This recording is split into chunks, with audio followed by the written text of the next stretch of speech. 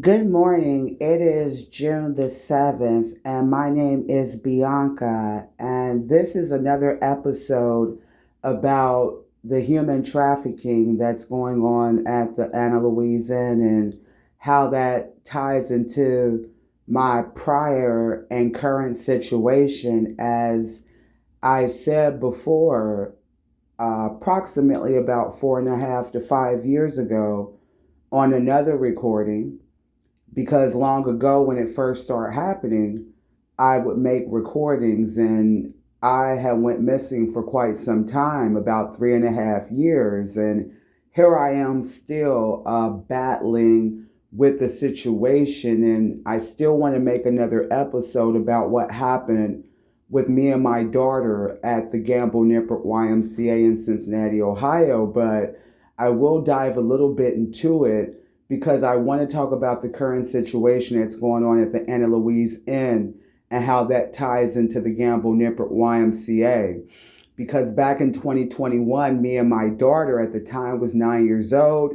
We were going to this gym in Western Hills, and I didn't know that we were surrounded around thieves, predators, rapists, and unalivers of all sorts of people for all sorts of reasons. And for what I've been able to gather from 3.5 years ago, there was some type of money left to me, and somehow they have connections through the Hamilton County Court, clerk of courts, to be able to make all sorts of deals and bribery and forged signatures. And I believe somehow they lied to bribe judges that something was wrong with me. So mentally, so I have them trying to paint a picture of something that is just not true, also called slander. And also, on top of that, defamation of character. How that ties into the Anna Louise Inn, and even with human traffickers do a lot of slandering. This is what I'm getting to know about human traffickers and why do they do slandering, and how does that tie into the law enforcement. The first thing a person says is, why don't you call the police? Why don't you call the sheriffs? And so I would like to get into that a little more in depth, and how that ties into the Anna Louise Inn, because the Gamble Nippert YMCA not only had stolen a significant amount of money, also my career, but that's just the least of it. My daughter is key number one. I haven't seen her since 2023, and there's a lifeguard there by the name of Zachary. He's a predator, and also Glenda Harris, Bridget Behrman, Werner, and also Tyler Cook, Cindy Jock, Felicia, Tommy, and there's Orlando, and there's several other characters that pose as gym members and employees, but they're child predators, and they're also female predators as well, with female and male predator participants at the Gamble Nippert YMCA. And that's how me and my daughter got caught up. And so what they're trying to do now is they're trying to cover their tracks, because there were judges and lawyers and Cincinnati police that helped them, and also psychiatrists that helped them commit fraud. And I mentioned the fact that I never even had a friendship with these people while going to the gym, not even a business chat for about 1 to 2 minutes every other day. I had no type of communication, hardly, other than dropping my daughter off. At the time in 2021 to 2022, I never developed any type of community relationship with those people. So what I'm getting at is the stories that they're telling people are 99% false. And so they're going around with this story to try to frame me to get away with what they've done with my daughter, and also what they've stolen.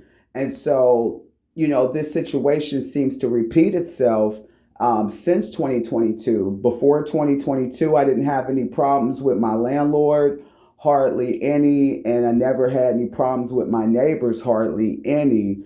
But now there seems to be this significant problem. And so I would like to talk back more into the Cincinnati police. So, you would say firsthand, just call the police, right? So, one thing that makes it hard, like I said, for for human traffic victims to call is because a lot of times the police are paid to say that there's nothing wrong or to arrest you. If you speak out about it too much, they will use an excuse to arrest you. Not only that, they will try to have a mental health expert for no reason try to falsely diagnose you because you're talking about their hidden operations. So it's not that you're necessarily mentally ill, but they have to silence you by putting mental health stipulations, ramifications, medications, false diagnoses, and they have crooked psychiatrists in place to do so, especially at UC Health in Cincinnati, Ohio. So, and the second reason why it's hard for a human traffic victim to call the police is because, like in my situation at the Louise Inn, I would like to mention two or three things. I would like to call the police. One time I did call the police. The lady, when I first moved in here, in apartment 312, she's making a lot of noise. And so I kept putting in complaints, but nothing was being done about it. So one night, about 3 months ago, I called the police and the police went to go see her. That was set up on purpose because they're trying to frame me. So my point is, at that second, I stopped complaining about the noise because I'm like, the noise is being done so I can call the police so they can arrest me. So she makes noise continually and she still does it throughout the night and day. And I know this sounds weird and far-fetched, but there's surveillance in my home. So they watch me sleep. And when I'm asleep, about an hour into my sleep, she'll start stomping on the floor. And this happens every morning. And I know that sounds weird, but if someone's watching you in your apartment with illegal surveillance, they would be able to time when you're asleep and do something like that every time you try to go to sleep. And then the neighbor in apartment 211, she bangs on the side door. I mean, not the side door, but the side wall. So where my refrigerator, couch is at, there's noise going on throughout the day on my wall. When I go outside, there's certain tenants trying to bump into me, trying to run their motor scooters into me, and then trying to call police. And what's happened is the people from the YMCA organization that's linked with the judges that helped them steal my money and that helped them cover up this assault on my daughter, they are paying and using their money to pay these people at the Anna Louise to try to frame me for crimes I have nothing to do with. Because they don't want to be, the YMCA does not want to be held accountable for what they did to me and my daughter. So they're paying these people to make all sorts of false police reports about me. And it's like, how do you call the police when the police are already paid to arrest you? And like I said, I stopped complaining about the noise. And I stopped complaining about the noise months ago because I already saw what was going on. So I've been living with all this noise and traffic in the hallway and the harassment when I come outside. There's always some tenant trying to run up on me, and they're being paid to do so. And then they're being paid to make false police reports. Who's paying these people? It's people that this lifeguard knows named Zachary and Glenda Harris, and whoever they're people that they know in the judicial system that help them commit this perjury and fraud.